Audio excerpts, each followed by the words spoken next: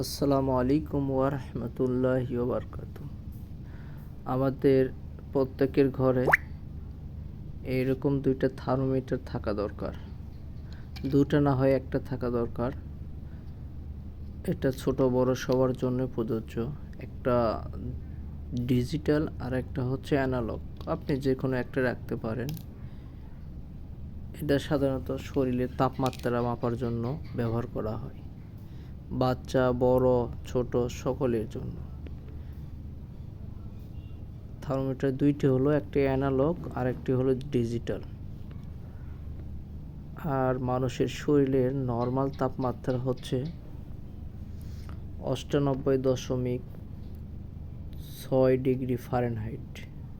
আমরা যদি এটা সেলসিয়াস আকারে বলতে যাই তাহলে নর্মাল হলো ৩৭ ডিগ্রি সেলসিয়াস।